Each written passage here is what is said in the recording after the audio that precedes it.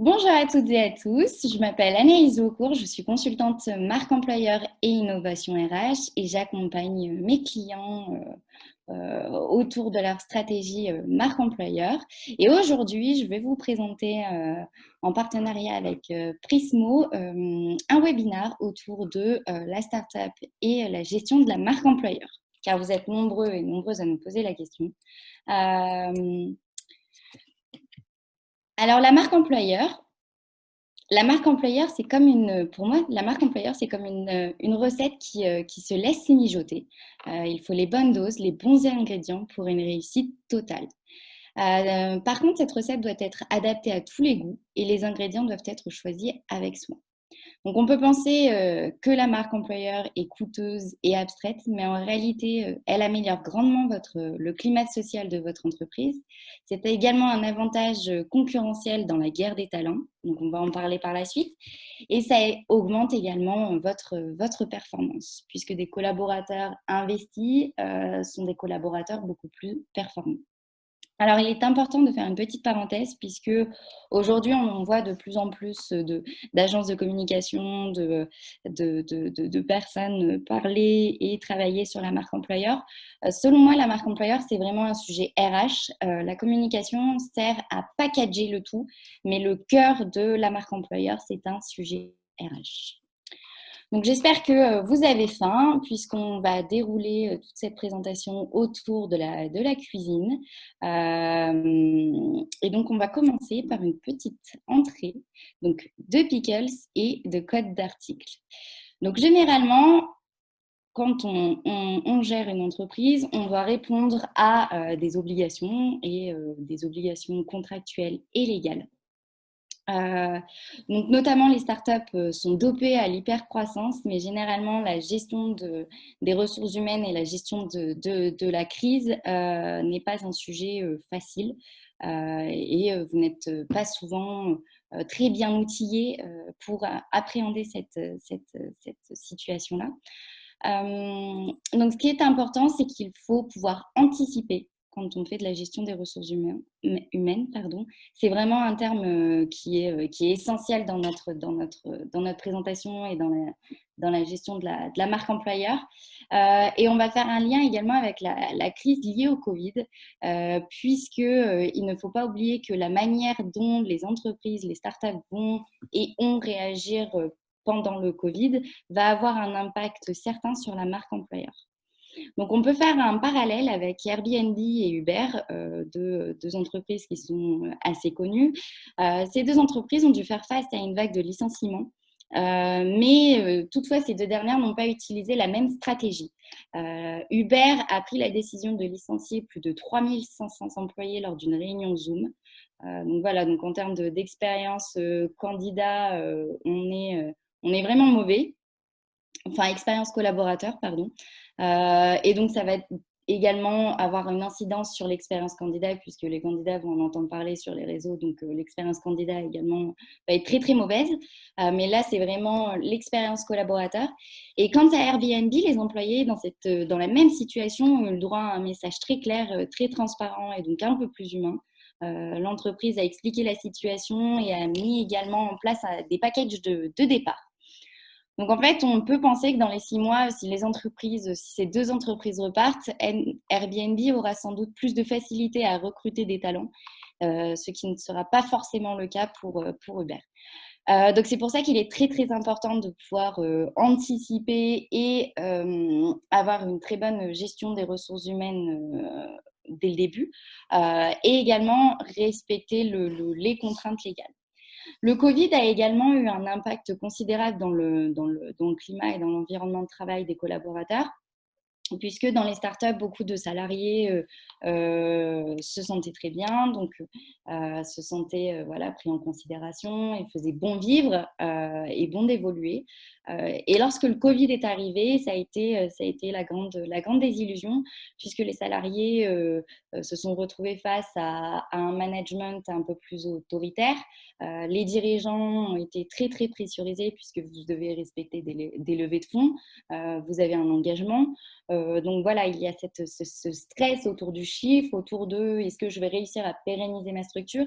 Et donc, ça se fait ressentir sur les salariés. Donc, ça développe vraiment un climat très, très anxiogène pour les collaborateurs. Donc, en fait, on passe du tout à rien et c'est très, très difficile pour l'engagement et la motivation des salariés. Et le troisième point que je souhaitais aborder, c'est les contraintes légales, puisqu'en termes, en termes de gestion des ressources humaines, vous devez respecter des contraintes légales. 50% des startups ont utilisé le dispositif de chômage partiel depuis le début du confinement. Donc, c'est extrêmement important. Et malheureusement, ce n'est pas toujours très bien encadré, puisque beaucoup d'entreprises, beaucoup de structures ont utilisé le télétravail, mais ils n'ont pas correctement accompagné leurs collaborateurs. Il n'y a pas eu de charte ou d'accord qui a été négocié. Donc, le télétravail et le chômage partiel est comment dire, répond à des contraintes et est imposé par le Code du travail. Donc, c'est pour ça qu'il est très, très important lorsque vous souhaitez utiliser un outil, de vous inspirer et de respecter le cadre légal. Ça, c'est vraiment les basiques, c'est vraiment l'indispensable quand on fait de la gestion des ressources humaines et quand on gère une structure. Ensuite, le plat principal. Donc là, on va vraiment rentrer dans le cœur du sujet, donc purée de marque employeur au cumin. Donc, on va parler d'attirer, recruter et accompagner. Généralement, quand on parle de marque employeur, on entend souvent fidéliser. J'ai beaucoup de mal avec ce terme de fidélisation, puisque selon moi, toutes les générations, tous les salariés ne sont pas voués à rester dans l'entreprise. Il peut y avoir des départs anticipés suite à des départs en retraite liés au compte pénibilité, voilà, où les salariés ont pu avoir un nombre suffisant pour partir plus tôt. Les salariés également ont une vie professionnelle avec des aspirations, des projets pro très, très variés. Donc, un collaborateur peut avoir envie de se reconvertir, de se lancer à son compte, etc. Donc, en fait, il ne va pas rester dans l'entreprise. Et même, il y a également la question des sujets des nouvelles générations qui vont énormément avoir la bougeotte.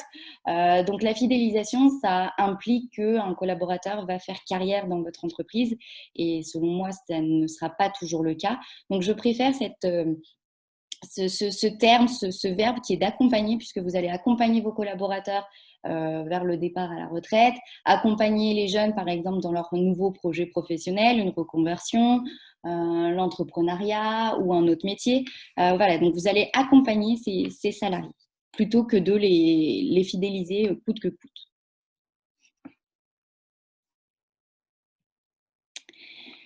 Donc, attirer, pour moi, c'est en quelque sorte marcher à la carotte. Donc, marcher à la carotte, c'est une expression qui est anglaise. Sans équipe, il n'y a pas d'innovation. Donc, vous avez des obligations liées au levée de fonds que vous faites régulièrement. Donc, il n'y a pas de croissance. Ma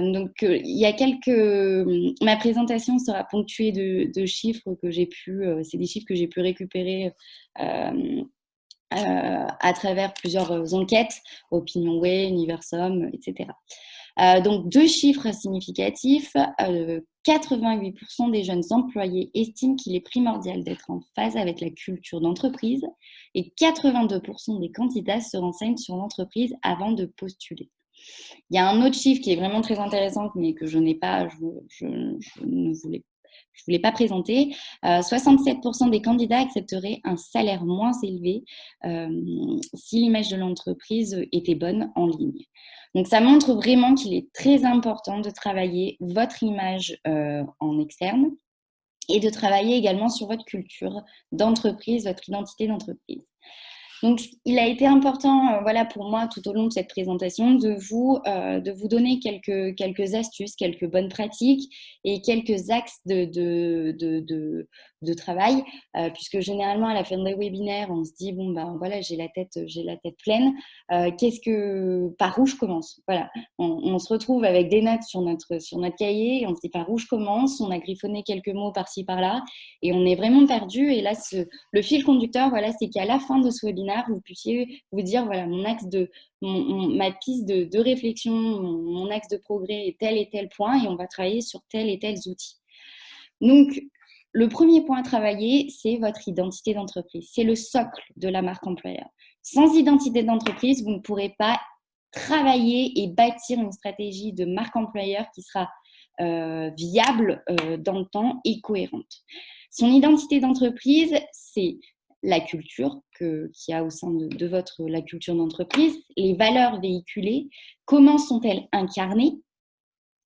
En fait, toutes ces choses-là, ça va permettre aux candidats de se reconnaître, de s'approprier la culture et de développer ce sentiment d'appartenance.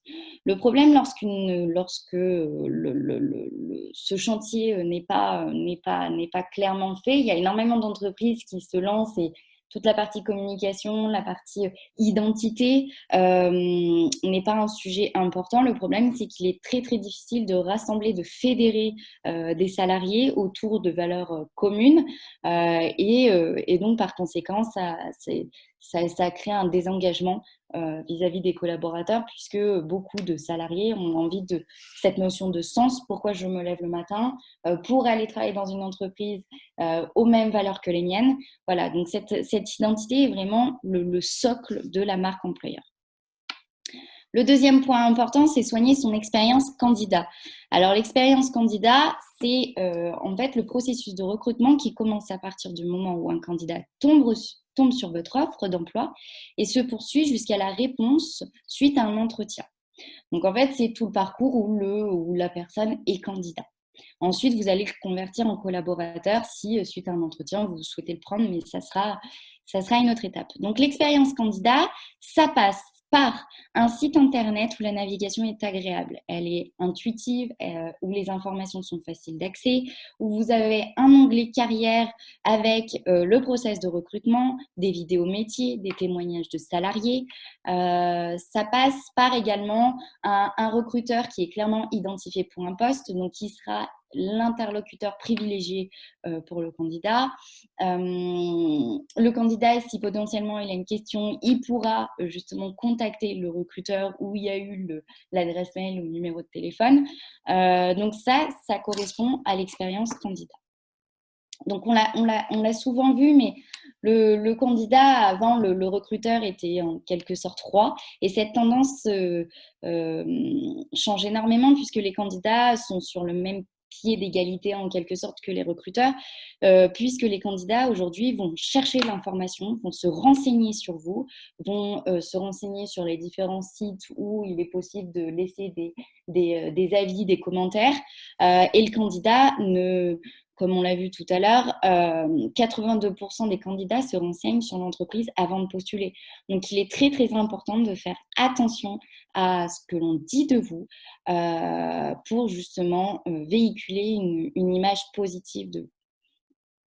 Donc ça, on travaille vraiment sur toute cette partie-là, c'est vraiment la partie vitrine, votre vitrine en tant que recruteur.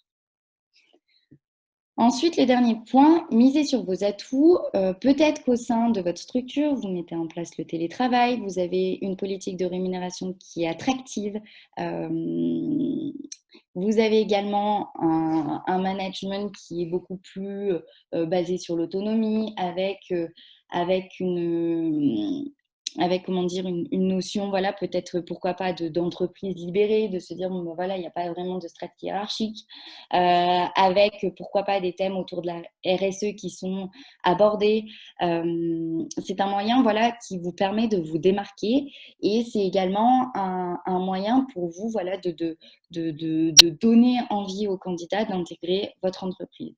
Après avoir travaillé votre expérience candidat, d'avoir homogénéisé les informations que vous communiquez en externe, vous avez vérifié ce qu'on dit de vous, et ben vous misez sur vos atouts. Chez vous, si vous avez mis en place du télétravail, Si vous donnez la possibilité à vos salariés de travailler dans des espaces nomades, en termes d'évolution professionnelle, il y a une évolution qui se fait très rapidement, vous proposez des formations très régulièrement, etc.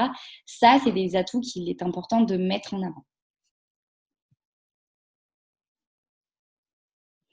Ensuite, on va passer sur la partie recruter. Donc, on a fait notre petite préparation, on a coupé nos carottes en dés, on les a fait cuire. Donc, on rajoute maintenant le cumin, on assaisonne de sel et de poivre. Alors, pourquoi le cumin? Parce que pour la simple et bonne raison que c'est comme le recrutement, ça match ou non. Donc le cumin, ça m'a fait penser voilà, à cette notion de matching. Le recrutement, c'est exactement pareil. Ça match avec le candidat ou non, en fonction des valeurs véhiculées, en fonction de l'identité de l'entreprise. Et c'est important pour cela qu'il est nécessaire de casser les codes du recrutement, puisque quand on est une start-up, on se dit innovante, donc ça doit être exactement la même chose pour la RH, sinon ce n'est pas forcément cohérent. Donc pour cela, miser sur le recrutement événementiel pour un effet waouh. Le recrutement événementiel, donc on entend de plus en plus parler, c'est une tendance voilà, maintenant qui est assez ancré dans les pratiques des recruteurs, c'est comment allez-vous faire pour vous différencier, donner envie de postuler, offrir un parcours du candidat qui est juste incroyable. Il y a énormément d'entreprises qui sont assez innovantes sur cette thématique-là. On a notamment Decathlon, on a Heineken, Michel et Augustin, on a le groupe Adecco pour lequel j'ai travaillé sur ce projet-là. Donc, c'est CEO for One Month. En fait, c'est un stagiaire qui accompagne pendant un mois le PDG France et ça se déploie également cette campagne à l'international et les PDG monde. Donc, le stagiaire a la possibilité d'accompagner le PDG France pendant un mois. Donc, dans toutes ses décisions, dans tous les comités, dans toutes les réunions avec des grands dirigeants. Donc, cette personne-là a la possibilité de l'accompagner dans ses décisions et dans ses déplacements. Donc, c'est une chance juste incroyable. Il y a eu tout un process de recrutement qui a été clairement travaillé, rodé avec des experts au sein d'Adecco, des experts en recrutement, des coachs. On les appelle plutôt des coachs puisqu'ils vont accompagner les candidats, les coacher. Tout un parcours assez comment dire, travaillé pour vraiment évaluer les compétences des candidats. Et ensuite, il y a la sélection, donc la shortlist de 10 candidats.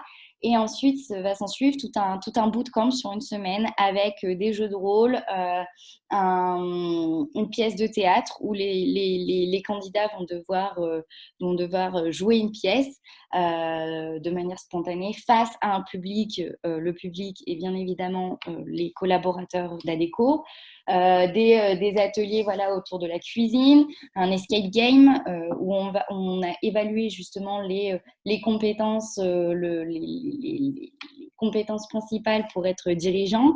Voilà, donc tout un bootcamp d'une semaine pour un effet waouh. Et on a eu énormément de candidatures suite à ce recrutement événementiel. Et chaque année, il y a de nouvelles éditions et chaque année, de nouvelles candidatures avec des nouveaux talents mis en lumière. Et donc Adecco est assez reconnu pour ces campagnes-là, pour ces campagnes innovantes. Et il y a énormément de candidatures et ça a un impact considérable. Ça fait un peu un effet boule de neige puisque énormément de personnes ont envie de travailler au sein d'Adecco pour cette culture de l'innovation, justement. Donc, ça donne envie. Et également monter en compétence en tant que recruteur, recruteuse. Oui, parce qu'en tant que dirigeant, vous avez énormément de casquettes. Vous devez jongler avec énormément d'obligations, vous avez énormément de responsabilités, de choses à faire. C'est très difficile d'être compétent de partout. Donc, le métier de recruteur ne s'invente pas, c'est un métier à part entière. Donc, pour cela, vous devez voilà, vous appuyer d'un guide de recrutement avec des bonnes pratiques, déléguer, pourquoi pas cette partie-là, pour justement sélectionner le meilleur candidat, être en face justement faire le lien avec le capital humain de votre entreprise et le candidat, vraiment faire ce lien-là entre l'identité de l'entreprise et le candidat que vous souhaitez recruter.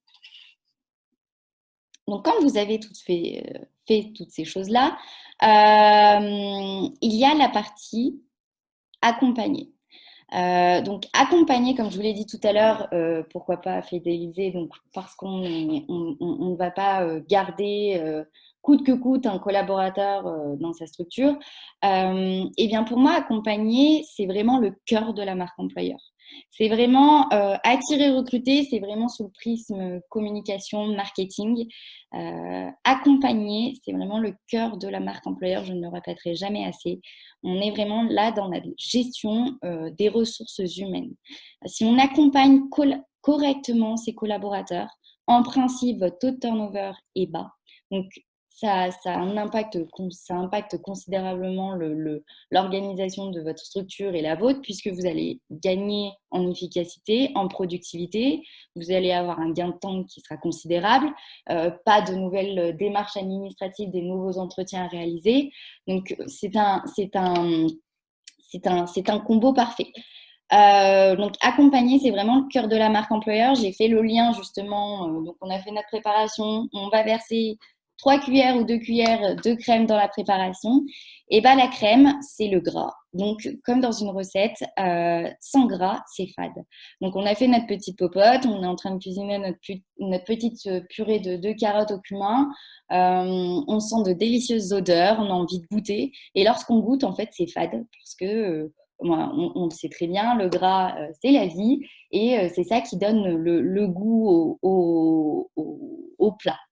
Donc, ben, la marque employeur, c'est exactement la même chose. Surtout la partie accompagnée. Si vous déployez et vous mettez énormément de moyens financiers autour de l'attraction et du recrutement, et quand vos nouveaux collaborateurs arrivent dans l'entreprise et qu'il y a un fossé entre ce qui est dit et ce qui est fait en interne, c'est le carton rouge. Toutes les entreprises devraient justement revoir les bases, le socle même. Donc, c'est-à-dire comment on accompagne, comment on répond aux contraintes légales de son environnement. Et ensuite, on va déployer une stratégie pour attirer, pour recruter. Et comme je vous l'ai dit tout à l'heure, si vous accompagnez correctement vos collaborateurs, en principe, vous avez très peu de besoins en recrutement, donc très peu de chances d'avoir un besoin pour attirer et pour recruter. Donc, deux chiffres importants, 70% des jeunes placent le sens du métier exercé parmi les 4 critères principaux de décision. Donc, 62%, c'est quand même la rémunération, 58%, c'est l'équilibre perso et pro, et 42%, c'est la zone géographique. 43% des entreprises qui ont une marque employeur forte réduisent leurs coûts d'embauche. Donc, c'est quand même un chiffre, c'est quand même un chiffre qui est assez parlant. Donc, pour cela, vous devez soigner votre onboarding. Donc, vous allez me dire, qu'est-ce que l'onboarding, encore ces termes? C'est votre manière d'intégrer un collaborateur. Donc, il se fait bien avant son intégration, donc sa présence et son intégration au sein de l'entreprise. Ça se fait en amont. Donc, vous pouvez envoyer un mail avec des informations qui récapitulent les informations importantes, son planning de la semaine, si potentiellement il va rencontrer des managers, il va faire le tour de l'entreprise, le tour de l'usine.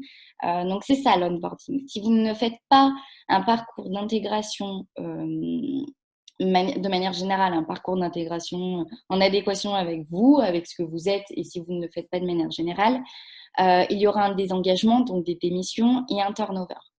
Donc, si on met en place un parcours d'intégration qui est assez simple de base, on peut quand même réduire de 50% son taux de turnover. Le fait également de mettre en place le onboarding, vous ne reprenez pas de zéro. C'est-à-dire que vous, si un collaborateur démissionne parce que vous ne l'avez pas intégré correctement, vous l'avez mis avec son PC, avec des choses à faire, avec une pile de dossiers, personne ne sait qui c'est, tout le monde l'appelle le nouveau, ou certains services ne sait même pas qui c'est, en fait, il va partir. Il va partir et puis il va trouver mieux ailleurs. Là où il sera pris en considération, là où il aura un vrai prénom et ça ne sera pas un numéro. Donc, le turnover, comme je vous l'ai répété, je vous le répète encore une fois, ça vous incite à reprendre de zéro, de nouvelles démarches administratives importantes, des nouveaux entretiens, et c'est très très long et c'est fastidieux. Donc, pour mettre en place un onboarding, c'est très simple. Vous pouvez envoyer un mail assez sympa à votre nouvel embauché pour lui dire on n'a pas oublié que tu arrivé, on a préparé un repas ou un pot d'accueil, mettre en place un vie ma vie pour qu'il sache, par exemple, son responsable, qu'est-ce qu'il fait, quel périmètre il a, quelle responsabilité, mettre en place, par exemple, une boîte à outils numérique sur lesquels vous allez enregistrer une multitude peut-être pas une multitude, mais plusieurs documents importants, par exemple comprendre sa fiche de paye, à qui s'adresser, les différents interlocuteurs, qui contacter, proposer par exemple des rapports d'étonnement, offrir un livret d'accueil avec la possibilité au nouvel embauché de réaliser un rapport d'étonnement, de rencontrer ses différents responsables, donc N+2, et de faire un retour sur son intégration et sur ce qui fonctionne bien en entreprise et son avis critique par rapport à plusieurs sujets. Donc, il sera vraiment pris en considération. Ensuite, il est important de retravailler votre expérience collaborateur. Donc, votre expérience collaborateur, c'est dès lors qu'un nouvel embauché, dès lors qu'un candidat est converti en collaborateur et jusqu'à son départ. Donc là, il faut vraiment accompagner le collaborateur du début jusqu'à la fin. Donc, vous avez mis en place le onboarding, le parcours d'intégration, c'est bien. Mais il y a une suite. Donc, la suite, c'est développer, pourquoi pas, l'entrepreneuriat. C'est ce qu'a fait le CEA avec Soitec au tout début. Le Soitec était une start-up du CEA et puis maintenant, avec des salariés justement qui étaient détachés. Et aujourd'hui, c'est une structure à part entière. Faire du mécénat de compétences, donc c'est-à-dire du bénévolat, développer de la qualité de vie au travail avec, je ne sais pas, pourquoi pas mettre en place le télétravail, des espaces nomades, mettre en place une gestion prévisionnelle des emplois et des compétences avec des formations pour que les salariés puissent monter en compétences, pouvoir évoluer sur les différents postes que vous proposez, mettre en place des outils digitaux, développer cette partie numérique, travail collaboratif. Donc, en fait, c'est tout ça, le parcours collaborateur. Et pour mener à bien votre mission et développer votre stratégie de marque employeur, dès lors que vous avez travaillé sur votre expérience candidat, vous allez pouvoir identifier des ambassadeurs et créer un programme ambassadeur. En fait, un ambassadeur, c'est un collaborateur qui a investi dans l'entreprise, dans la vie de l'entreprise, où il est heureux, où il est épanoui, où il peut s'épanouir pleinement sur son poste de travail, où justement, il a cette notion de sens au travail, il sait pourquoi il se lève tous les matins et il est engagé dans la vie d'entreprise, il a une vision, il a une bonne image de l'entreprise et justement, vous allez vous appuyer sur ce collaborateur. Parce que grâce à ce collaborateur, qui va promouvoir votre entreprise en externe, c'est grâce à lui que vous allez pouvoir attirer de nouveaux talents, attirer de nouveaux collaborateurs. Donc, vous allez pouvoir aussi réduire vos dépenses en termes de recrutement, donc tout ce qui est la publication sur les job boards, vous allez avoir un gain de temps et financier.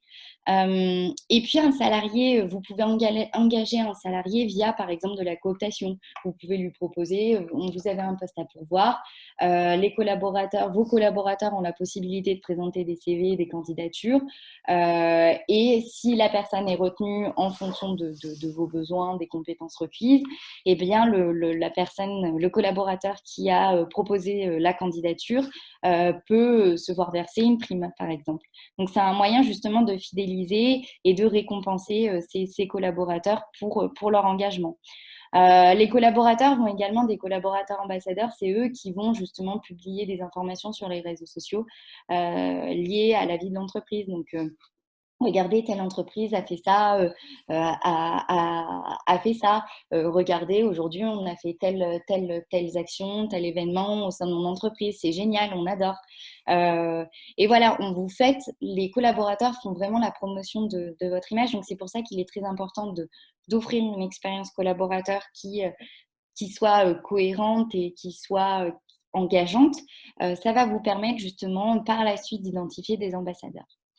Par contre, si vous mettez en place un programme ambassadeur, pardon, il est très important d'homogénéiser votre discours, de donner le même discours à chaque collaborateur, de les récompenser, de fixer les objectifs. Pourquoi allez-vous mettre un programme ambassadeur?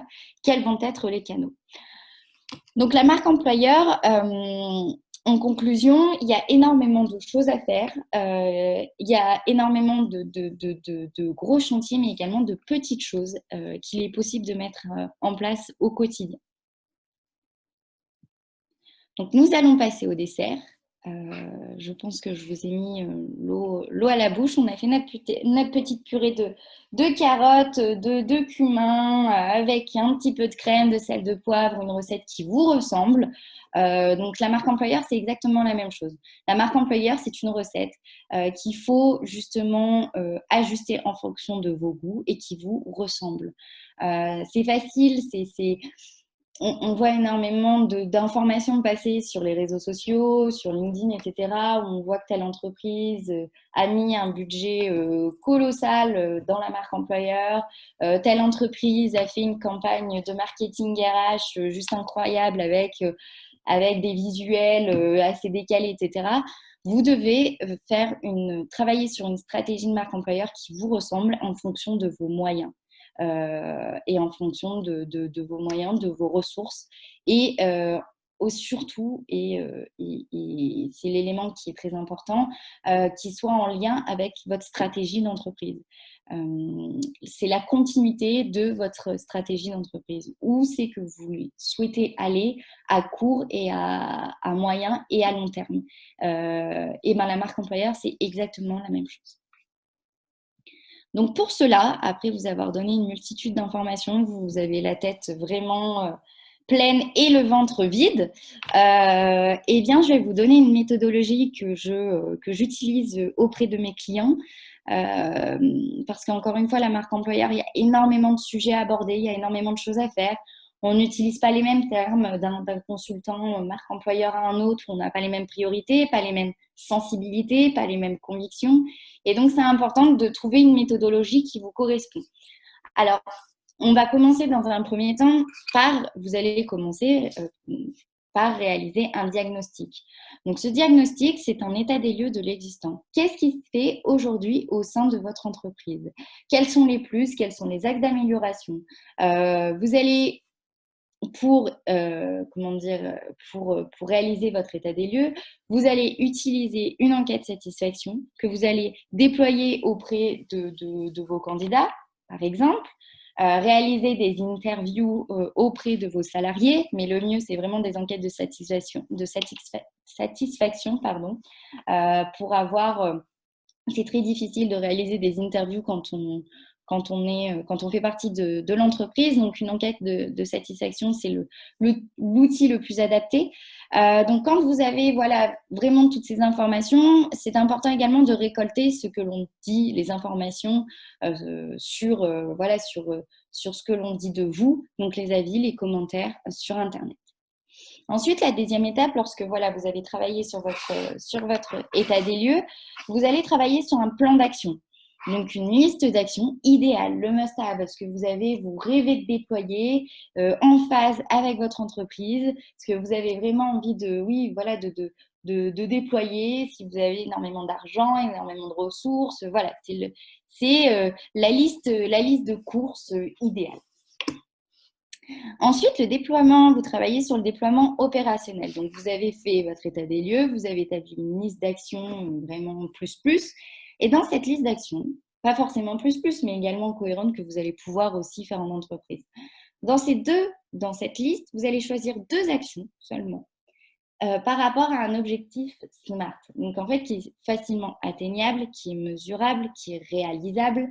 Deux actions, ou une ou trois. Moi, idéalement, je préfère deux actions. C'est simple, et puis vous partez pas dans tous les sens. Vous y allez vraiment étape par étape, et vous êtes vraiment vous faites un travail de qualité, parce que la problématique, c'est que si vous partez dans tous les sens, vous ne le faites pas correctement, vous faites beaucoup, mais finalement, en termes de qualité, c'est pas vraiment ça. Donc, autant faire peu, mais bien. Donc, vous avez choisi ces deux actions. Ces deux actions doivent être réalisables, voilà, en lien avec un objectif SMART. Ces deux actions doivent être en lien également avec votre identité, ce que vous êtes intrinsèquement, et les valeurs que vous véhiculez. Quelle est votre entreprise, votre identité d'entreprise? Si par exemple, vous êtes une entreprise qui propose, je ne sais pas, des relations un peu sur le modèle entreprise libérée, avec peu de strates hiérarchiques, du télétravail, des espaces nomades, etc. Une latitude décisionnelle assez importante, vous n'allez pas travailler sur une action qui va impacter vos collaborateurs en termes de management, avec un management assez autoritaire. Vous n'allez pas proposer à vos collaborateurs de faire des points tous les 3 jours sur leur bien-être sur le poste, leur bien-être en entreprise. Voilà, donc en fait, il faut vraiment trouver des actions qui soient en lien avec votre identité. Ensuite, quand vous avez mis en place ces différentes choses, il y a une partie évaluation qui est très, très importante. Mettre en place des choses, c'est très bien, mais évaluer les retombées, c'est encore mieux. Donc, ça vous permet d'avoir une prise de recul et de mettre à jour vos indicateurs. Donc, on appelle ça souvent des KPIs, donc des indicateurs de performance. Et ça va vous permettre, voilà, comme on dit souvent dans les startups, et quand on se lance à son compte, on fait du test and learn. On teste et on apprend, on voit si ça fonctionne, si les retombées, si les actions fonctionnent correctement, si les salariés sont engagés, s'ils se sentent intégrés. Pour cela, vous pouvez travailler en termes d'évaluation, en termes d'indicateurs, vous pouvez travailler sur le turnover, sur le nombre de vues, par exemple, de l'offre, l'attractivité de votre offre, le nombre de réponses à votre offre, si vous avez un besoin en recrutement. Voilà, vous avez énormément d'indicateurs, et encore une fois, il faut en sélectionner. Et sélectionner des indicateurs qui soient vraiment parlants pour vous et qui vont impacter l'organisation de votre entreprise. Donc, une première phase de diagnostic, une deuxième phase de plan d'action, une troisième phase, un déploiement opérationnel, donc vous allez mettre en place des actions, et une quatrième phase sur une partie évaluation. Comment vous allez évaluer ces retombées? Donc, vous avez eu énormément d'informations. Donc, le but, c'est de les digérer, de se dire, bon, voilà, à la fin de ce webinaire, quels vont être mes axes de travail. Le plus important, c'est de se rappeler que l'identité d'entreprise, c'est le socle de la marque employeur. Sans identité d'entreprise, vous ne pouvez pas travailler sur votre stratégie de marque employeur. Et comme le disait Parlons RH, la marque employeur, c'est actif à l'intérieur et ça se voit à l'extérieur. La partie accompagnée est primordiale. Si vous travaillez cette partie-là, en général, vous n'avez pas besoin, ou très peu, besoin de travailler sur la partie attirer et recruter.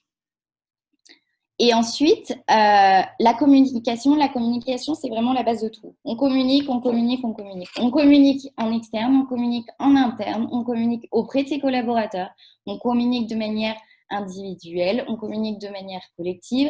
Voilà, la communication, c'est vraiment la base de tout dans la marque employeur. Et comme je vous l'ai dit, donc il y a de la communication.